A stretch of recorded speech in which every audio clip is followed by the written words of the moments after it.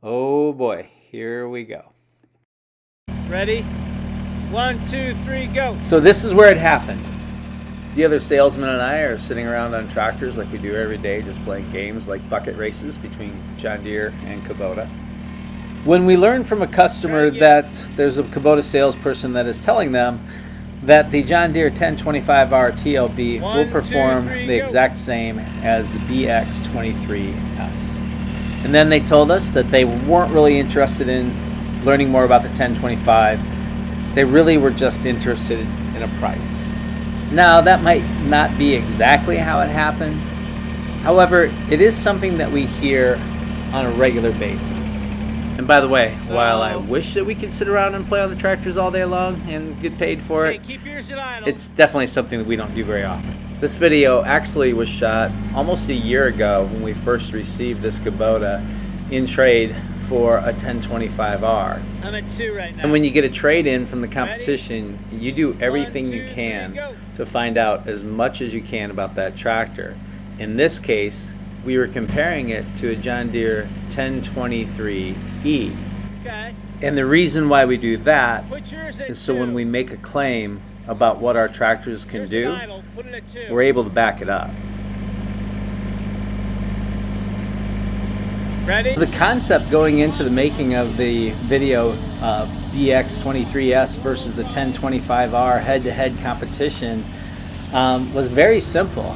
Test the claims of the Kubota salespeople who say that the BX23S will operate at the same level as the 1025R does.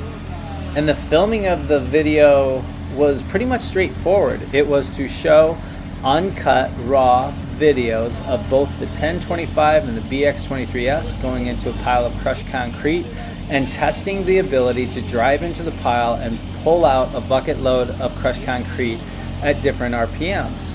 And I knew going into it, people were going to be passionate. They were going to believe that I was doing things during filming that actually weren't true. And that's what we're going to explore today. And some of the comments that people left behind that I want to make sure people understand that both conditions were the same for both the tractors.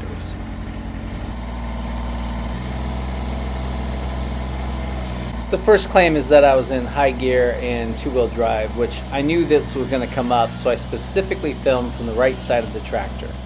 Now this is what it looks like when the tractor is in high gear and two-wheel drive. You can see that the positioning of the levers are all the way back and they're going to be closer to the joystick.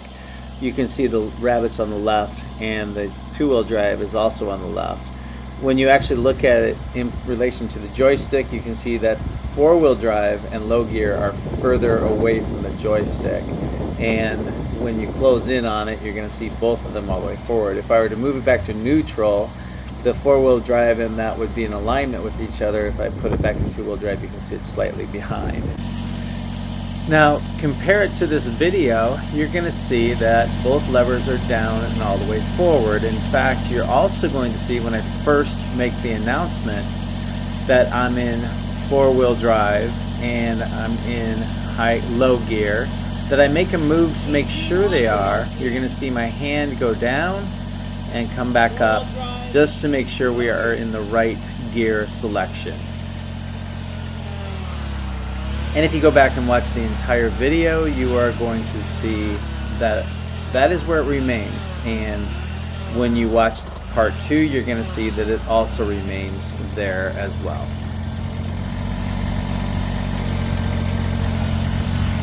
And then there's a lot of confusion about the tachometer and what RPMs you should be at. For example, this person says they should be at max RPM. This person says I should be at 2500 RPM. With another person saying that I just made up the whole 1800 RPM working range, and then it was something that I must have dreamt up.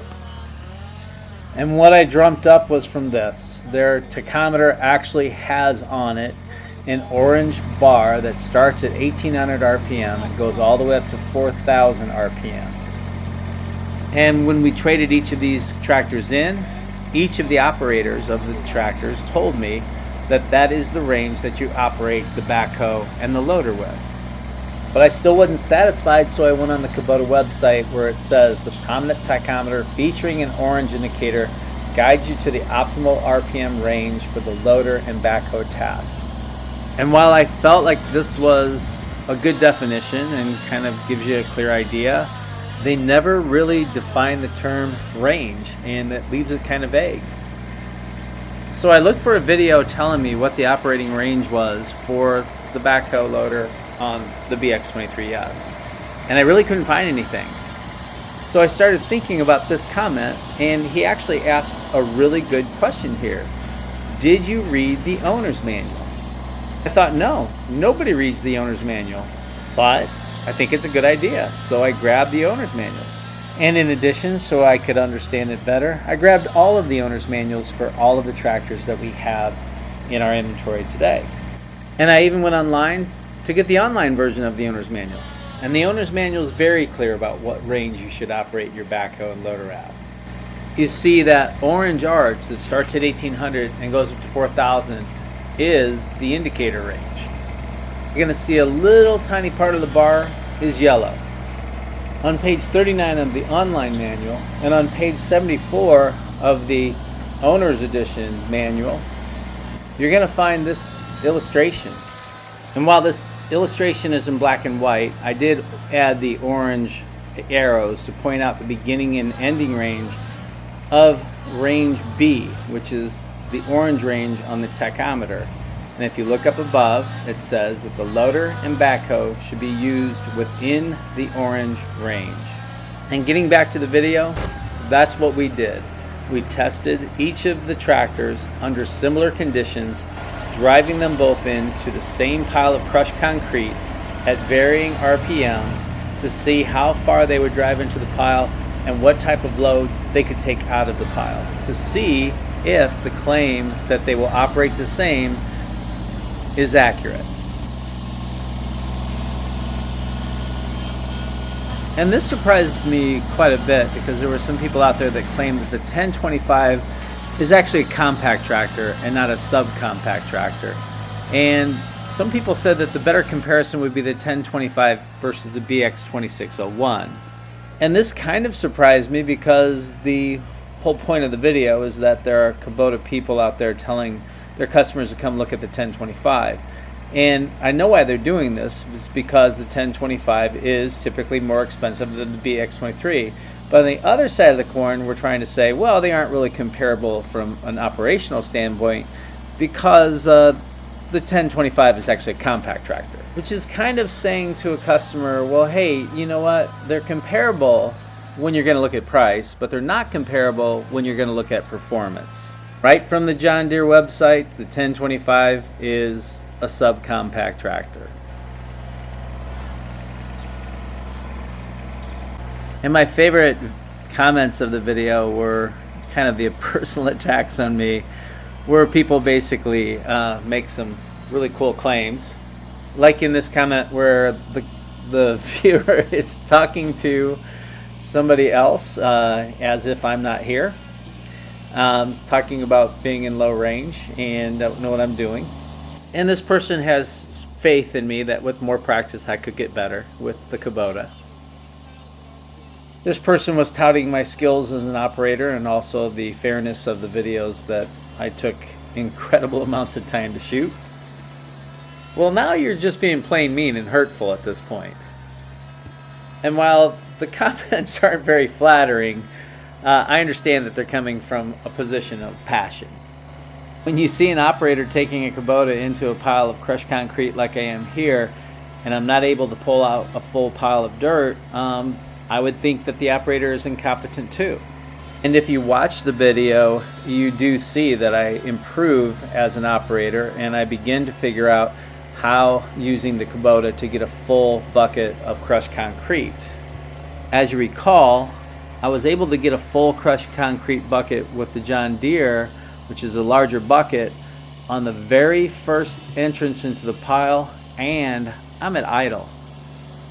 But then I wanted to watch the technique of actual operators. First, I encouraged the people making comments to actually send me a video or make a video and send me the link so I could watch and see how they're actually doing it, and I'd be happy to compare or post their video on my website. And then I started watching YouTube videos of people that own BX23Ss to see how they're going into a pile and what is the size of load they're getting out. Well, I went online and watched a lot of videos, and basically I went to a lot of YouTube websites that were Kubota owners specifically. Two of the ones that I watched, I think more than anybody else, were Biff's Equipment and Orange is My New Green. Those guys, I think, do a really good job of presenting the Kubotas, and I think that they're pretty accurate. Biff will do some hydraulic alteration on his tractor to get it to lift more. I don't think that Luke from Orange is My New Green does.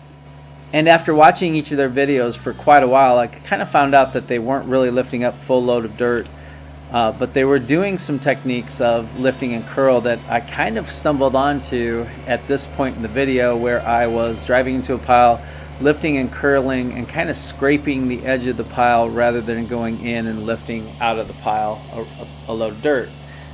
I wanted to see what the owner's manual had to say about it, so I looked up where it was at, and I was kind of surprised at what I found. The first step is like the deer, approach the pile with a level bucket, and I struggled to keep the bucket level because of the level indicator option that Kubota has. You can purchase a level indicator like the deer has, but it is extra. The second is to ease the control level towards you, meaning roll back and then pull it to the left. So you lift and then pull it to the left. The next level is to roll back and lift the bucket, and this will increase the efficiency. You don't want to keep the bucket level as you go through the lifting process. Now the BX2680 has a slightly different lifting technique, which is to alternate between rollback and lifting of the bucket. Will increase the efficiency.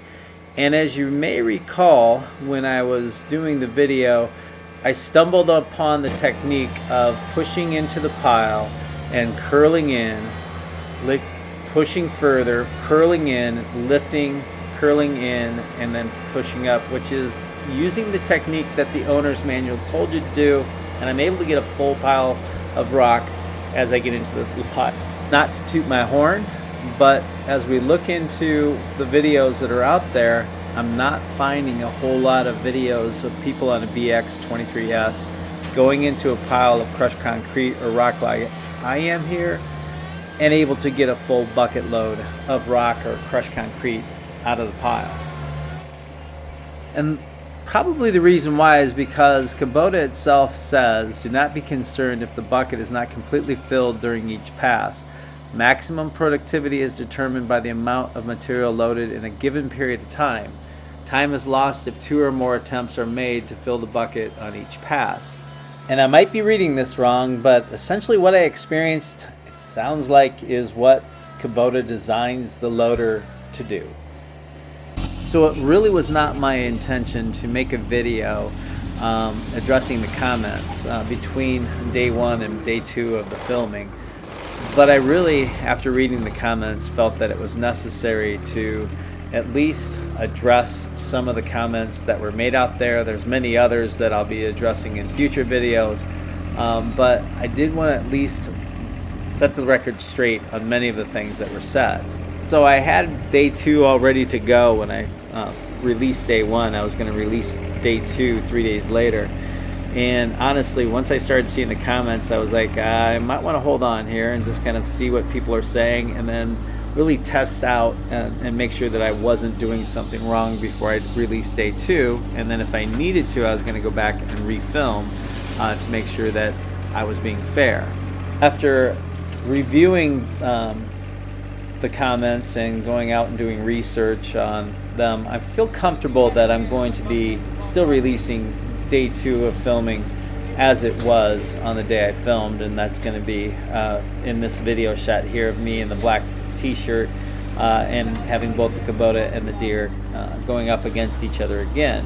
I'm going to change the layout of the video, however. I'm going to do a little bit more head-to-head where I run the Kubota at 2,000 RPM, I run the deer at 2,000 RPM, I run the Kubota at 2500. I run the Deere at 2500.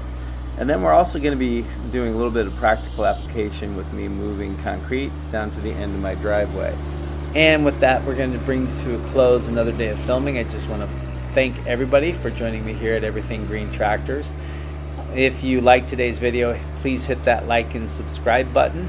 I would really want to thank everybody that did leave comments behind. I do appreciate the comments, even if they are less than flattering. It's not easy to leave comments behind, and because you're putting yourself out there for other people to see what you think, and I know how hard that can be. So thank you all once again for joining me. I'm Phil Dance, and I sell John Deere tractors.